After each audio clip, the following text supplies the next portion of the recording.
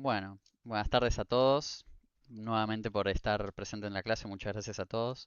El día de hoy vamos a ver meteorología con el profesor Flavio Regueira. Esperemos que tengan una muy buena clase, así que los dejo con el profesor. Muchas gracias. Bueno, buenas tardes. Bienvenidos a la clase de Meteorología para la Aviación. Bueno, me voy a presentar.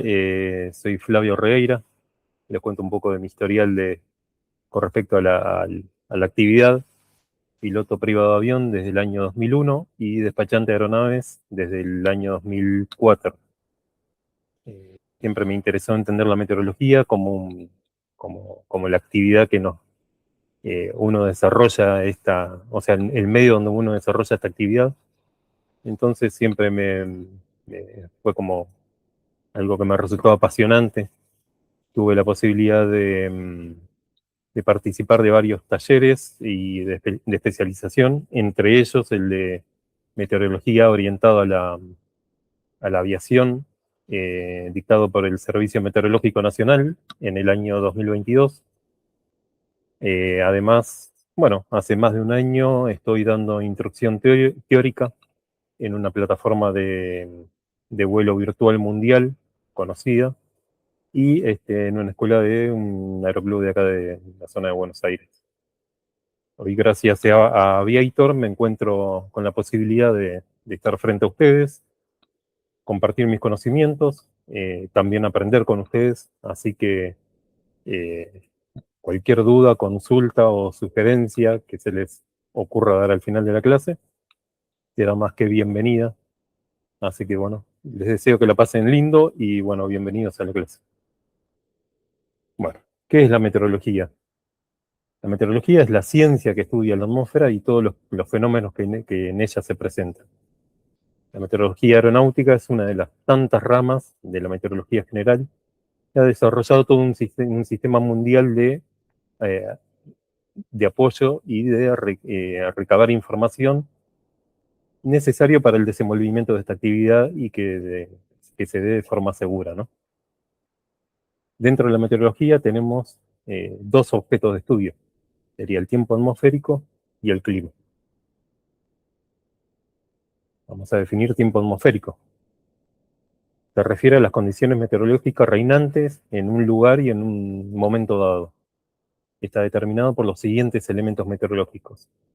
Tenemos temperatura, presión, viento, humedad, nubes y precipitación. Cada uno de estos elementos podemos decir que los podemos eh, estudiar a través de un termómetro, un barómetro, que es el que toma la presión, el anemómetro, que es el que toma la intensidad del viento, higrómetro, que es el que mide la humedad, la cantidad de nubes, que puede ser a partir de una observación visual, y el pluviómetro, que es el que censa la cantidad de lluvia caída. Bueno, el tiempo es instantáneo e irrepetible, no se va a repetir las mismas condiciones actuales en este momento en Buenos Aires que mañana a esta misma hora. No se van a repetir. Siempre va a haber algún cambio. Si definimos tiempo atmosférico, vamos a definir clima. El clima es el promedio de los tiempos atmosféricos para un lugar determinado, pero no un lugar, no algo puntual, sino que abarca regiones. El clima puede abarcar provincias, países o varios países al mismo tiempo. Entonces, es un promedio del tiempo atmosférico de esa región. Acá ya influyen factores mucho más grandes, como un relieve, una latitud, una diferencia entre tierra y agua, entre la diferencia entre superficie continental y marítima. Un ejemplo es el hemisferio norte, que está ocupado un 47% de superficie terrestre, de superficie, ¿cómo es? Continental. Y en el hemisferio sur solamente el 18%. Bueno, eso hace que el clima sea totalmente diferente. También influye la ubicación geográfica y la distancia a un litoral. Bueno, la atmósfera. ¿Qué es la atmósfera? Es nada más y nada menos que la capa de aire que tenemos que envuelve todo el planeta. Bueno, este está conformado por aire, y ese aire está formado por el 78% de nitrógeno, un 21% de oxígeno, y el 1% restante está formado por dióxido de carbono, argón, vapor de agua y otros gases. Además de estos elementos, encontramos elementos en la suspensión del aire. El aire no es puro, no es limpio. Entonces, tenemos diferentes partículas flotando en la atmósfera. Bueno, eso se llaman aerosoles. Entre ellos está polvo, arena, cenizas, sales marinas y iones. Todos estos elementos o aerosoles permiten la formación de los fenómenos atmosféricos.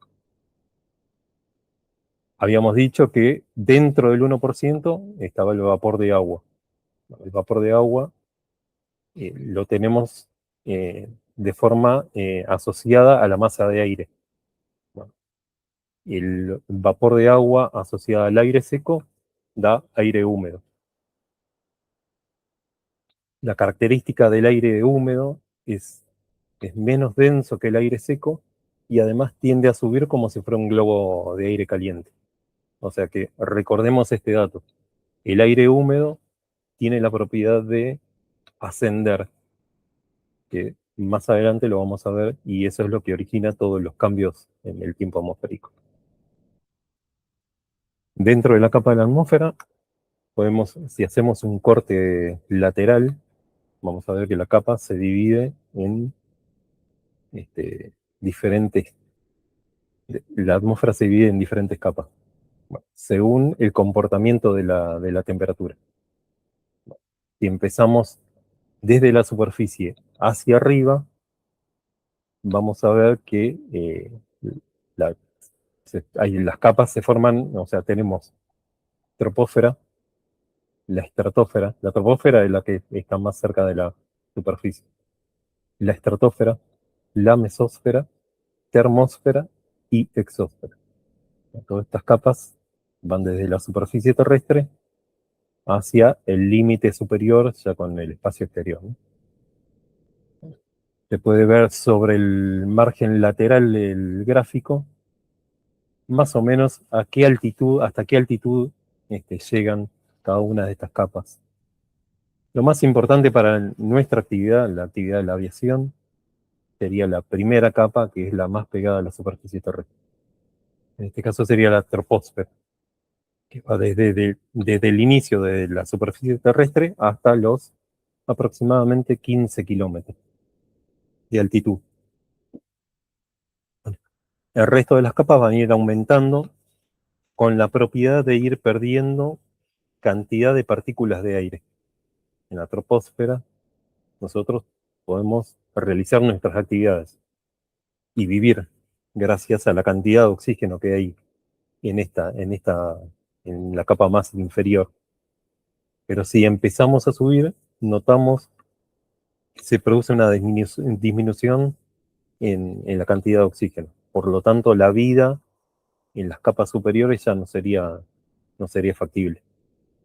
Bueno, y acá tenemos esta línea roja que recorre la parte central del corte lateral de la atmósfera, nos muestra cómo se comporta la temperatura. En la troposfera va desde la superficie terrestre hasta los 15 kilómetros, aproximadamente es un promedio. Digamos que una temperatura promedio en la troposfera, en la superficie terrestre se toma 15 grados.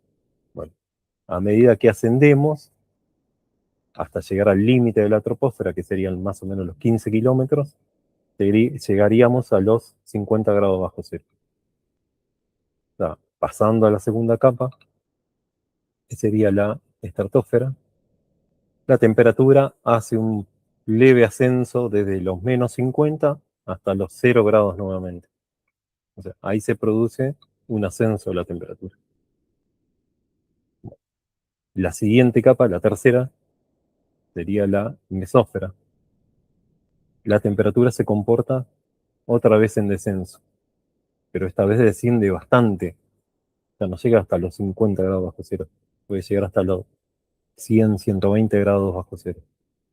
En este lugar ya o sea, no se producen los vuelos y se pueden ver los fenómenos de los meteoros cuando ingresan a la atmósfera. La siguiente capa, la termósfera, acá la temperatura sufre un aumento terrible desde los -100 hasta, se puede considerar una temperatura de 1200 grados, 1000 grados. En este sector se producen las auroras boreales. Y después tenemos la última capa que ya directamente forma el límite con el espacio exterior, que sería la exósfera. Bueno, en cada uno de estos cuadros azules podemos ver la característica principal. Vamos a definir viento y circulación atmosférica. ¿Qué es el viento? Es el movimiento horizontal del aire provocado por las diferencias de presión. Ya dijimos que el calentamiento no es parejo. Bueno, esto hace diferencia de presiones en diferentes lugares de la superficie y del mar. Entonces, hay sectores, se van a producir sectores de baja presión y sectores de alta presión.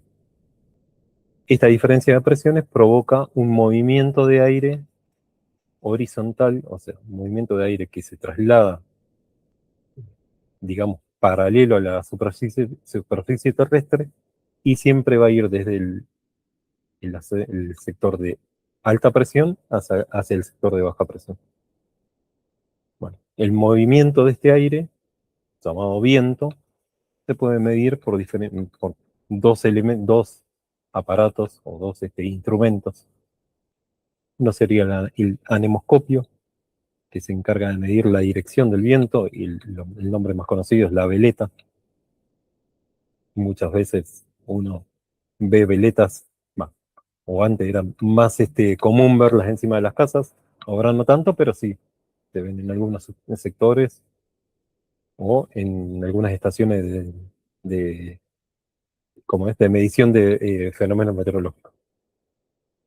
Y el otro instrumento sería el anemómetro. El anemómetro se encarga de medir la intensidad del viento y está formado por las cazoletas que giran, son como medias esferas unidas con un eje hacia un centro, y estas giran de acuerdo a la velocidad del viento. Bueno, cualquiera de estos instrumentos uno lo puede ver en las estaciones meteorológicas, y la manga del viento, que es la que tenemos acá en la foto, justamente se ve muchos en los aeropuertos, aeroclubes o zonas de aterrizaje de helicóptero, los helipuertos. Este nos indica la velocidad del viento de acuerdo a cómo esté inflada la manga, y la dirección lo determina la boca del embudo, la boca de la manga. El sector más grande de la manga es de dónde viene el viento. Presión atmosférica. La presión atmosférica se refiere a la fuerza que ejerce la atmósfera por tener un peso. La columna de aire que tenemos arriba nuestro tiene un peso. Eso determina la presión atmosférica de un lugar determinado. Hoy en Buenos Aires tenemos una presión atmosférica, pero si nos trasladamos como un ejemplo a Córdoba, Mendoza, Salta u otro país, seguramente la presión atmosférica no sea la misma. Y eso es por la cantidad de masa de aire que tenemos arriba nuestro. Un ejemplo es, bueno, si vemos en esta montaña y la superficie terrestre, si paramos a una persona en la superficie y otra persona en la cima de la montaña, la que está en la superficie terrestre tiene muchas más capas de aire encima. O sea, está soportando mayor cantidad de peso de esa atmósfera. En cambio, la persona que está parada teóricamente en la punta de la montaña tendría menos capas de aire encima. Por lo tanto, está soportando menos peso de la atmósfera. Bueno, la presión tiene que ver con eso, de la cantidad de capas de aire que uno tiene arriba. En la superficie terrestre, es un ejemplo, tendríamos una presión de 29.92 pulgadas de mercurio. Esa es la presión estándar en la superficie terrestre. Bueno, la atmósfera, o sea, la presión atmosférica se comporta de una forma de que desciende a medida que aumentamos la altitud. A medida que nos vamos para arriba, la presión va descendiendo. ¿Por qué? Vamos teniendo cada vez menos capas de aire arriba nuestro. Bueno, ese comportamiento se llama gradiente vertical de presión y tiene una constante. Esa constante es 1 pulgada cada 1000 pies. O sea, si empezamos en 29,92, como ejemplo, pulgada de mercurio en la superficie terrestre, a 1000 pies tendríamos 28,92 pulgadas de mercurio. Y así sucesivamente. 27,92, 26,92, es 1 pulgada cada 1000 pies, aproximadamente, ¿no? 1000 pies, si lo pasamos a metro para que lo entiendan, son aproximadamente 300 metros. O sea que descendería 1 pulgada cada 300 metros. ¿Cómo es el sistema de presiones? Pongamos el ejemplo, la masa de aire circundante se comporta como un fluido, como si fuera el agua. Bueno, si lo comparamos a eso, es como decir, yo pongo a calentar agua en una olla, en una pava, y el agua va a ir recibiendo temperatura desde la superficie, donde va a estar, va a ser, digamos, va a tener más calor, hacia la parte superior del agua. Esto provoca dos movimientos. Uno es el movimiento de convección, el aire, en este caso vamos a hablar de la pava y la olla. El agua se calienta en el centro y va a empezar a subir por el medio hasta llegar al sector superior del agua, más fría, y empieza a circular, a descender por las paredes del recipiente hasta llegar de nuevo a la superficie, se va a calentar y vuelve a subir constantemente. Esto, si lo trasladamos a la atmósfera, pasa exactamente lo mismo. Se calienta la superficie terrestre por efecto del sol, esa masa de aire se calienta, tiende a subir, llega a los niveles superiores de la atmósfera y desciende en otro sector de la atmósfera, enfriándose, llega a la superficie terrestre de nuevo, se traslada como aire más frío, se vuelve a calentar y tiende a subir nuevamente. Este tipo de movimientos, a uno se llama, en el ascenso se le llama convección, que es el movimiento ascendente del aire, provocado principalmente por el efecto de calentamiento, ocasionado por la radiación solar en la superficie terrestre. Bueno, este fenómeno origina inestabilidad atmosférica, convergencia y baja presión atmosférica en la superficie.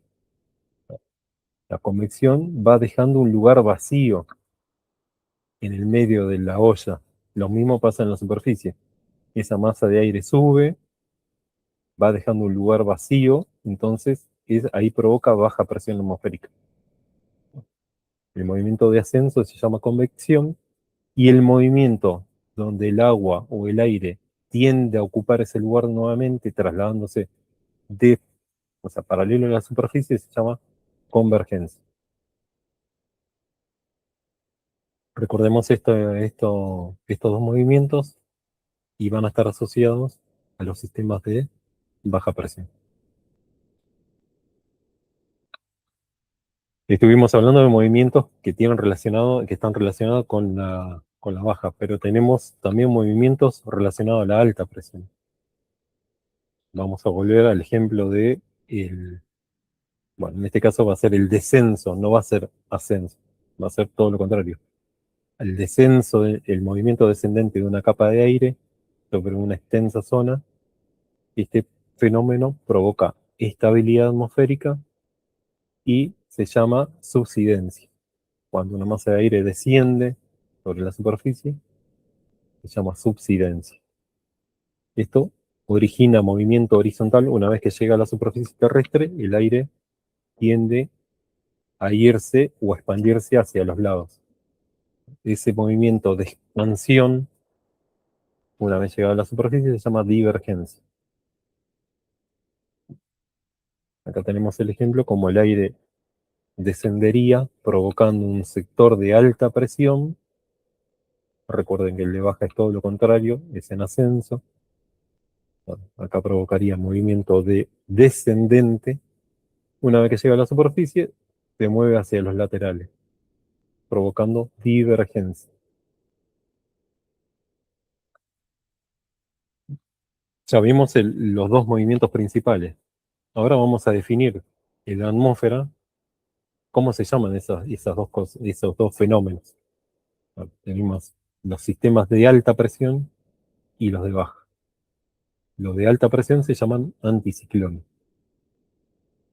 que es un sistema bárico en el cual la presión es más alta en el centro. Dijimos que el descenso de aire provoca que esa masa se comprima, provocando alta presión en el centro. Una vez que llega a la superficie, se expande hacia los laterales, creando divergencia, ¿no? Bueno, hay dos características y se da por la rotación de la Tierra. En el hemisferio norte, el sistema de alta presión gira en el sentido de las agujas de reloj. En cambio, en el hemisferio sur, gira en el sentido contrario a las agujas de reloj.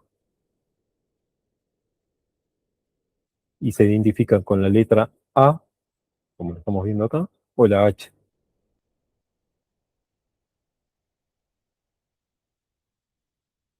También ya vimos alta presión, ahora vemos los de baja. La baja presión es un sistema bárico en el cual la presión es menor en el centro. Aquí tenemos el gráfico, provoca ascenso de aire, convección.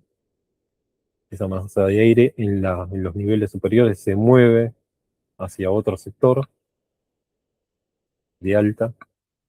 Y bueno, este movimiento de la masa de aire en convección provoca que está provocado por el aire cálido en la superficie. Ya dijimos que el aire cálido tiene la propiedad de ascender como si fuera un globo de aire caliente. Justamente lo que está pasando acá. Los sistemas de baja presión se caracterizan por eso. El aire cálido sube, provoca un vacío en la superficie y ahí se forma la baja presión. En el hemisferio sur, el viento relacionado a una baja presión llega, en el hemisferio sur, llega en sentido de las agujas de reloj. Se van girando en sentido de las agujas de reloj.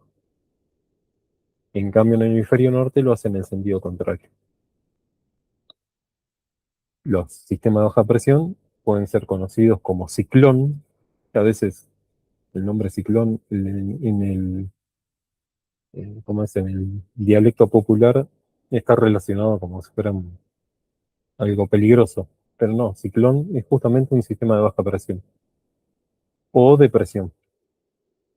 Y estos se señalizan o se marcan con la letra B larga y la letra L también. Cualquiera de esas dos letras pueden identificar un sistema de baja presión. Circulación local. Perdón, circulación local. Como resultado directo del intercambio de calor, se desarrollan eventos dinámicos que producen un tiempo atmosférico.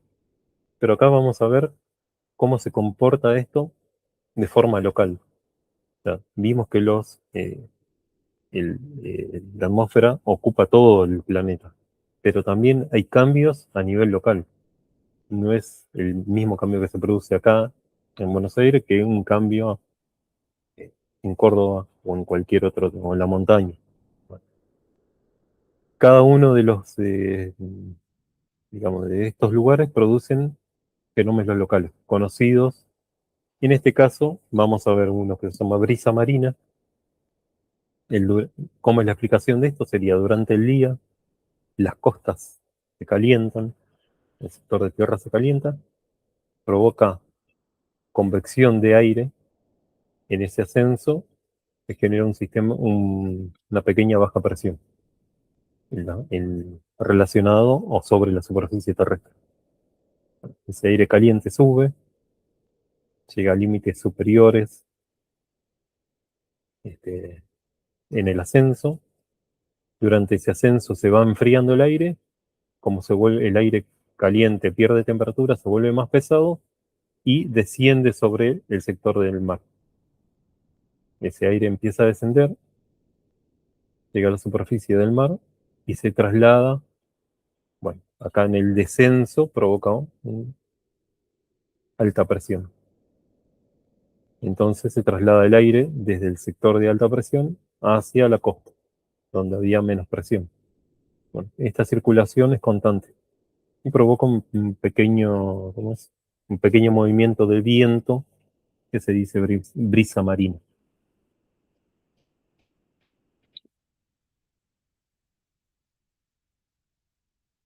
Bueno, acá tenemos el movimiento contrario, sería el efecto contrario. Esto se llama brisa de tierra. ¿Por qué? Porque se genera un viento a partir del fenómeno provocado por el movimiento de estas masas de aire. ¿Cómo se origina? Bueno, el agua, en este momento, durante la noche, tiende a perder menos temperatura que la superficie terrestre. La Tierra pierde temperatura más rápido. Entonces, el agua siempre está por encima de la temperatura de la Tierra durante las noches. Esto provoca que el agua, al tener un poco más de temperatura, haya mayor calor, provoca un ascenso de aire hasta niveles superiores. Esa masa de aire desciende, va perdiendo temperatura. El descenso, la pérdida de temperatura provoca que aumente su densidad y esa masa de aire empieza a descender sobre la superficie después, como aire más fresco. Una vez que llega a la Tierra, la masa de aire choca con la superficie y provoca movimiento hacia el lado del mar. Este movimiento constante provoca una brisa llamada brisa de tierra.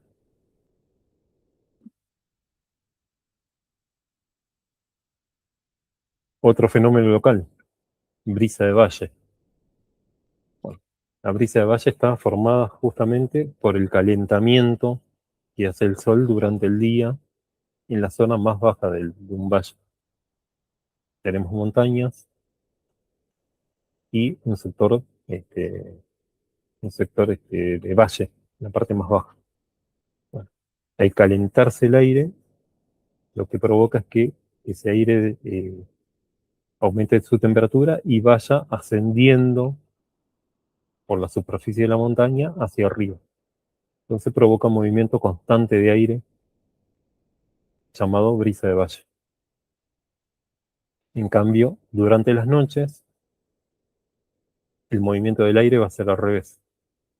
En vez de subir el aire caliente va, o sea, como se enfría, la parte de arriba de la montaña se enfría mucho más rápido, hace que esa masa de aire descienda con aire más pesado y frío desde la parte de arriba de la montaña hacia abajo y va a provocar brisa de montaña. Vieron que es el movimiento contrario. Brisa de valle, el movimiento del aire se da hacia arriba, subiendo a la montaña, y la brisa de montaña es al revés.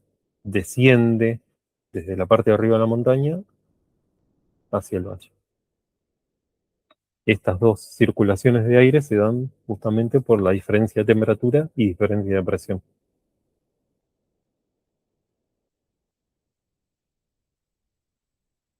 Humedad. Hablamos de temperatura, ahora vamos a hablar de humedad, que es otra de las tantas, eh, una de las, sí, una de las cosas que tenemos que tener en cuenta relacionada a la aviación. Bueno, la humedad es la presencia de vapor de agua en la atmósfera. A mayor temperatura, mayor es la cantidad de vapor de agua que puede contener esa parcela de aire. Si nosotros aumentamos la temperatura de una parcela de aire, ese pedazo de aire, si lo pudiéramos medir de alguna forma, podría contener mayor cantidad de humedad. Si hablamos de humedad, tenemos que saber estos conceptos: saturación, condensación, punto de rocío y núcleos de condensación. Saturación es lo que vemos todos los días, es más, acá en Buenos Aires se vio, este, hace como 2 semanas pasa lo mismo. La saturación es el aire tiene un límite de vapor de agua, según la temperatura. Al enfriarse y alcanzar ese límite, se satura y condensa. Un claro ejemplo son las ventanas. La ventana, cuando la casa adentro está cálida, perfecto, una estufa, afuera hace frío, donde hay humedad o presencia de humedad, los vidrios se empañan. Esto es lo que estuvo pasando por lo menos hasta ayer, acá se veía clarísimo.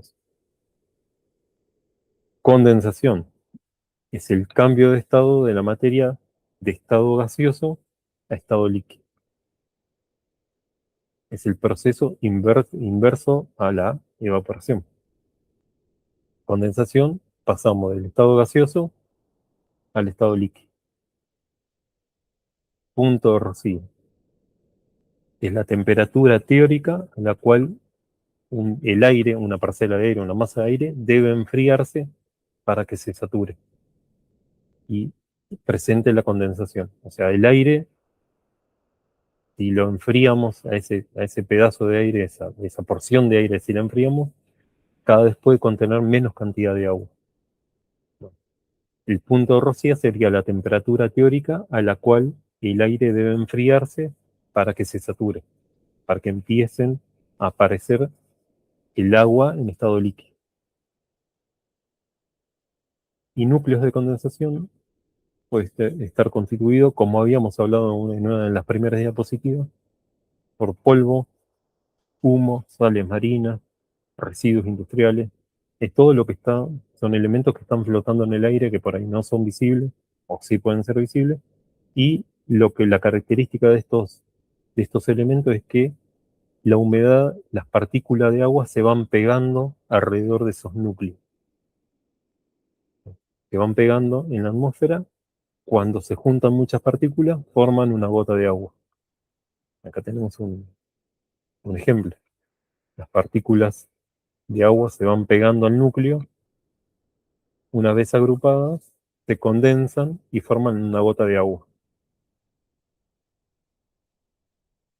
Definamos estabilidad atmosférica.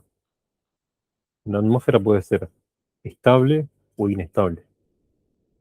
Las características principales son una atmósfera estable, baja visibilidad, viento calmo o nulo y formación de nubes estratiformes o de tendencia horizontal. Que van a ver como tenemos acá en la foto, que van a ver nubes como si fueran en capas. Una capa totalmente baja, de una capa gris plana, esos son tendencia, o sea, nos está indicando una atmósfera estable. En cambio, una atmósfera inestable, tenemos buena visibilidad por fuera de la nube, ¿no? Buena visibilidad, se caracteriza por la presencia de viento moderado a fuerte y formación de nubes con importante desarrollo vertical, como le indica acá la foto. Ya se ve claramente la formación de nubes tipo de tormenta. Puede ser que es una nube de tormenta. Bueno, esas características nos indican la presencia de una atmósfera inestable. Inversión de temperatura. Normalmente la temperatura del aire desciende a medida que aumentamos de altitud. Lo normal sería. Pero existe el proceso de inversión de temperatura. ¿Qué pasa con él? ¿Cómo funciona este fenómeno?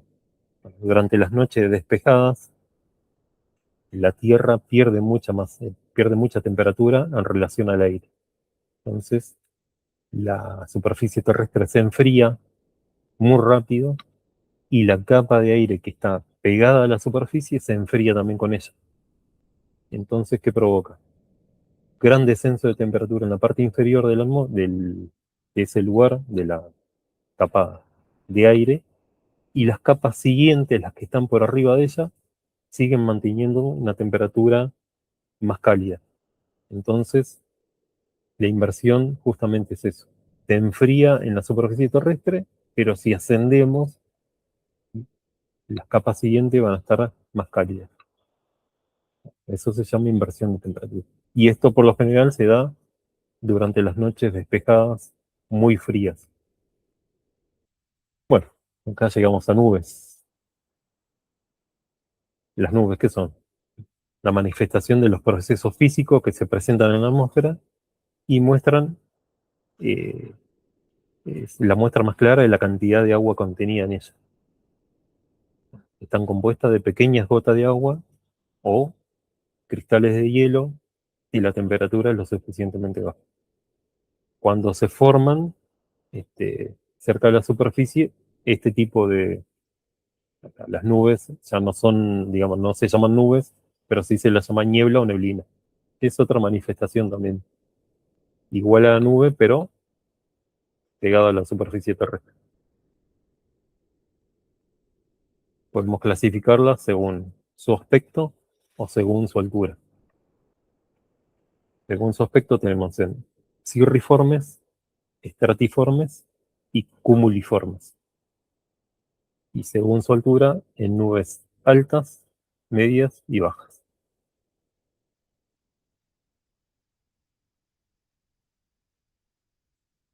Según su aspecto, entonces, habíamos hablado de cirriformes, estratiformes y cumuliformes. Cirriformes son nubes altas y blancas compuestas por cristales de hielo. Tenemos acá la foto, ejemplo. Se ven muchas de estas. Su configuración en filamentos, aspecto sedoso y delicado, semejan como si fueran rizos de cabello o plumas fibrosas. Hay muchas que tienen forma de plumas. Bueno, ese tipo de nubes son nubes que están en las capas superiores de la atmósfera y están formadas por cristales de hielo. Este tipo de nube no está asociada a precipitaciones tipo lluvia. Estratiformes, este tipo de nubes están formadas por capas bajas, se pueden presentar en bancos delgados y están formados por gotas de agua. ¿Qué son las nubes cuando está muy nublado? Esto indican que puede venir algún tipo de lluvia asociada a la lluvia, ¿no? Y cumuliformes son formaciones donde prevalece el desarrollo vertical. ¿Vieron la diferencia entre estos tres tipos de nubes, ¿no? La diferencia de la forma, eso nos indican eh, diferentes condiciones atmosféricas. Bueno, gran desarrollo vertical tenemos acá, contornos definidos, el aspecto, si uno lo quisiéramos comparar, diríamos que parece un copo de algodón o un coliflor, y se originan por corriente de aire caliente que ascienden con mucha fuerza.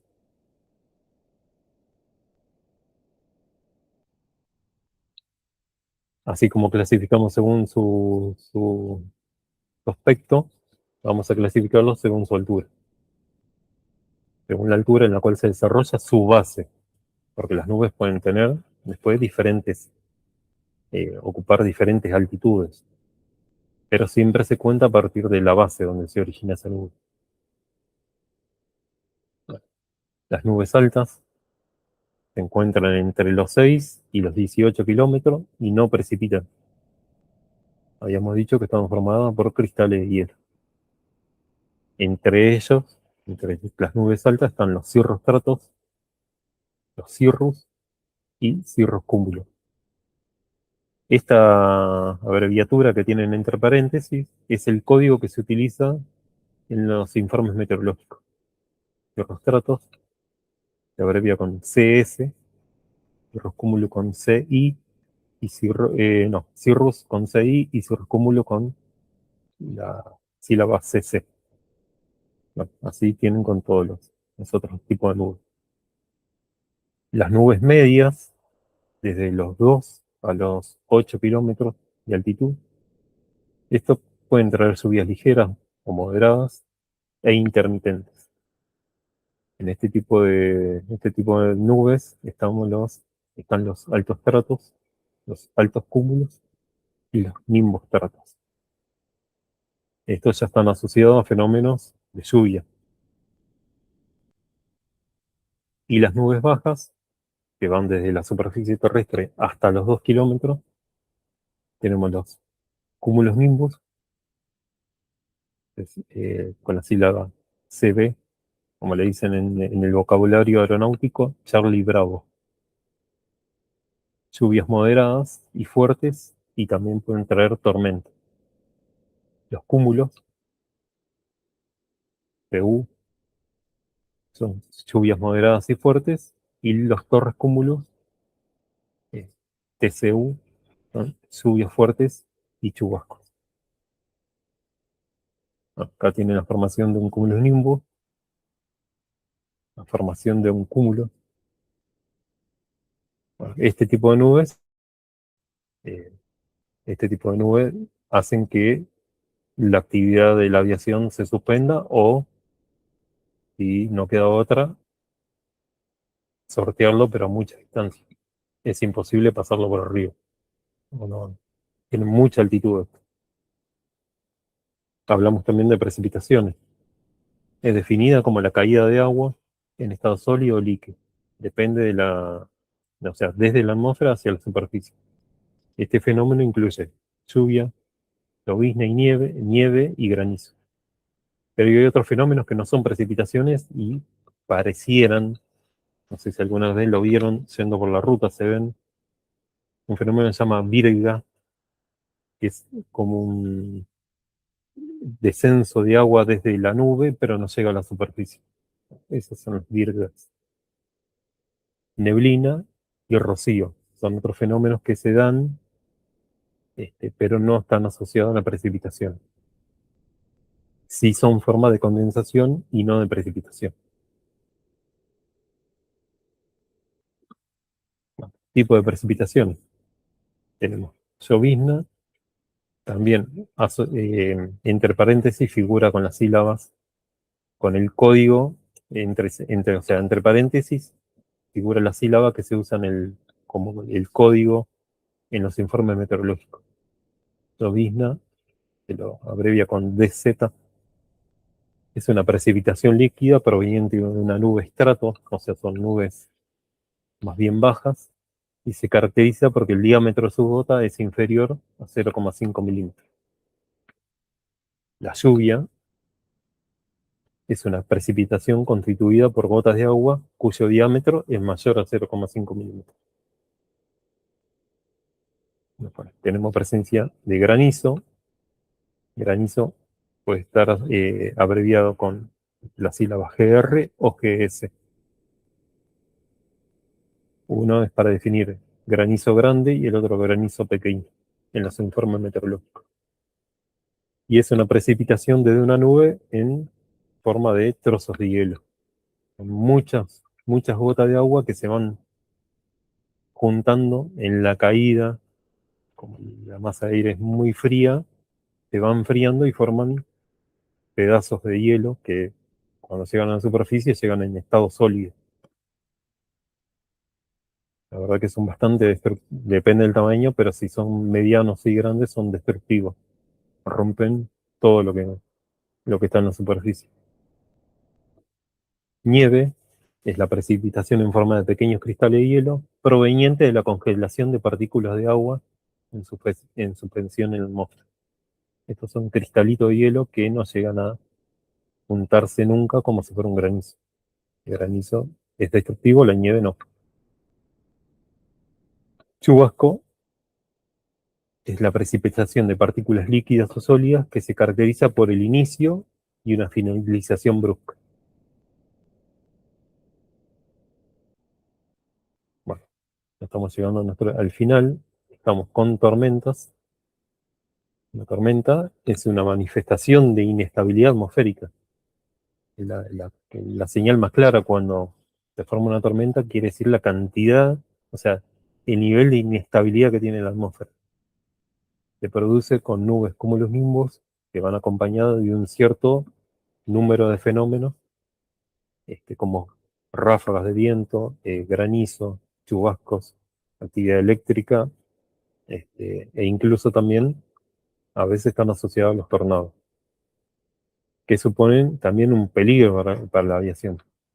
Este tipo de nubes ya habíamos dicho que es peligroso, es muy peligroso para la aviación, este fenómeno.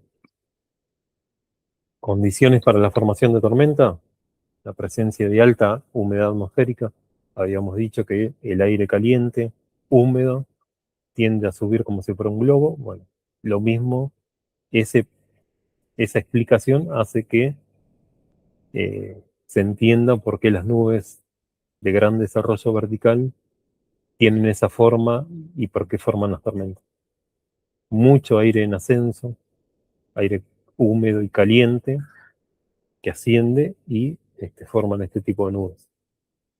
Una atmósfera en condición inestable, o sea, le dan la posibilidad a esa parcela de aire o a ese pedazo de masa de aire subir con mucha velocidad. Y un fuerte mecanismo de elevación que tiende a forzar al aire a ascender a niveles altos. O sea, por un choque de masa de aire o a veces porque esa masa de aire choca contra una superficie como una montaña. El aire tiende a subir, a ascender, y en ese ascenso provoca nubosidad. Bueno, acá tenemos en el gráfico de la izquierda justamente el aire tiende a subir, a ascender, y en ese ascenso provoca... ¿Sale bien el sonido ahí? Se había como acoplado. No sé si me están escuchando. Sí, Flavio, ¿qué tal? ¿Cómo estás? Ah, listo. ¿Qué tal, Lío? ¿Cómo andás? Todo bien. Bueno, Excelente la clase. dale. Bueno, tormenta. Y ahí les quería mostrar la última diapositiva. La formación de la nube de tormenta. La característica principal es el desarrollo. Digo, la característica principal de cada una de las etapas. Tenemos el desarrollo, la etapa madura y la etapa de disipación. Bueno, la etapa de desarrollo, de madurez, está caracterizada por el descenso de la precipitación. Eso, eso se dice que la tormenta está en estado de madurez. Y la disipación es una vez que ya pasó todo el, el ascenso vertical, está caracterizado justamente por todo lo contrario. Masa de aire descendente que hace que la nube se vaya desarmando, pero está caracterizada por vientos también hacia la superficie, vientos fuertes, ¿no? Bueno, y acá les dejo una frase muy utilizada en la aviación. Dice: es mejor estar en tierra deseando estar en el aire que en el aire deseando estar en tierra. Eh, justamente, bueno, más que nada para resumir que la meteorología es una de las tantas cosas que uno tiene que tener en cuenta a la hora de planificar un vuelo. Ya sea, o sea, vamos a hacer un vuelo local o una navegación por recreación o lo que sea, siempre chequear la meteorología, nunca salir sin sin haber visto por lo menos o chequeado las condiciones meteorológicas. No está bueno salir a volar y encontrarse con fenómenos que a uno lo sorprendan en el aire y te obliguen a tomar decisiones erradas. Así que, bueno, bienvenidos, gracias por estar presente en esta clase. Espero me hayan entendido y, y que se hayan entendido los conceptos más que nada. Genial. Bueno, buenas noches, Flavio. Bueno, buenas noches a todos y gracias por estar aquí.